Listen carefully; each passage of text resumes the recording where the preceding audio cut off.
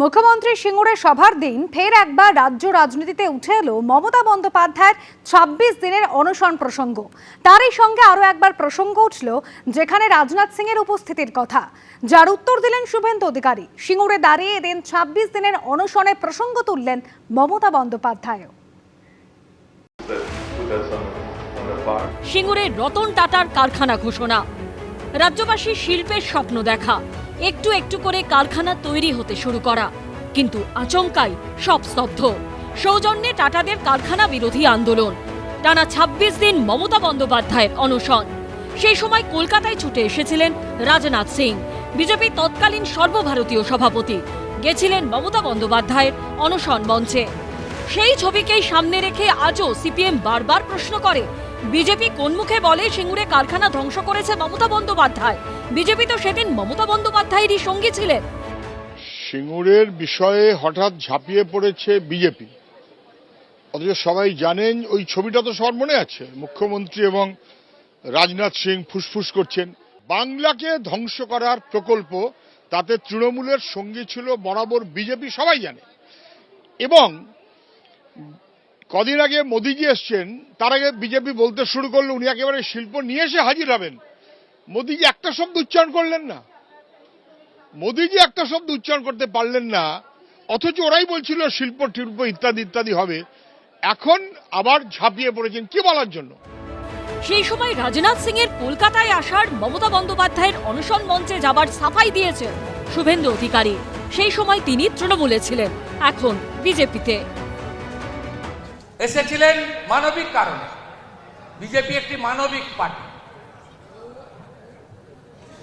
রাজনাথ সিং মহোদয় না এসে শরবত না খাওয়ালে তাহলে উনার যে, এখন আমরা জেনেছি সবাই এটা নাটক ছিল, উঠতেই পারছিলেন না। মানবিক কারণে এসেছেন। সব মিডিয়া দেখাচ্ছে যে একজন মহিলা নেত্রী, বিরোধী দলনেত্রী, সাংসদ, তিনি বসে আছেন, উঠতে পারছেন না, কেউ তার কাছে যাচ্ছে না। সিঙ্গুরের কৃষি জমি ফিরিয়ে না দিলে আমি জীবন বাজি রেখেছিলাম, ২৬ দিন অনশন করেছিলাম, আরো করতাম, মরবার জন্য তৈরি ছিলাম, কিন্তু কৃষকদের জমি ফিরিয়ে দেবো বলেছিলাম, ফিরিয়ে দিয়েছি। আর তোমরা কি করেছো? সিঙ্গুরে দাঁড়িয়ে মিটিং করে শুধু আমাকে গালাগালি দিয়েছো, কিছু করেছো? একটাও ইট পুঁতেছো না, কিছু করবে না, শুধু বড় বড় কথা, বড় বড় বুলি। এ বুলি চলবে না বাংলায়। সিঙ্গুরে কৃষি নেই, শিল্প নেই, শুধু বছরের পর বছর ধরে রয়ে গেছে রাজনীতিটুকুই। উজ্জ্বল মুখোপাধ্যায় ও শিবাশিস মৌলিকের রিপোর্ট, এবিপি আনন্দ। সিঙ্গুরে সরকারি প্রকল্পের শিলান্যাস এবং পরিষেবা প্রদান অনুষ্ঠান থেকে মমতা বন্দ্যোপাধ্যায় কেন্দ্রীয় সরকারের বিরুদ্ধে আর্থিক বঞ্চনার অভিযোগে সরব হলেন। আর এরই পাশাপাশি বাংলার বাড়ি প্রকল্পের দ্বিতীয় পর্বের সূচনা করলেন মুখ্যমন্ত্রী। পাল্টা কটাক্ষ করেছে বিজেপি। প্রায় ৪ বছর পর সিঙ্গুরে পা রাখলেন মমতা বন্দ্যোপাধ্যায়। এদিন ফের সিঙ্গুরের মাটি থেকে তুললেন আমরা ওরার অভিযোগ। সিঙ্গুরে সরকারি প্রকল্পের শিলান্যাস এবং পরিষেবা প্রদান অনুষ্ঠান থেকে কেন্দ্রের বিজেপি সরকারের বিরুদ্ধে সরব হলেন আর্থিক বঞ্চনার অভিযোগ নিয়ে। দিল্লি ১ পয়সাও দেয় না ৪ বছর ধরে।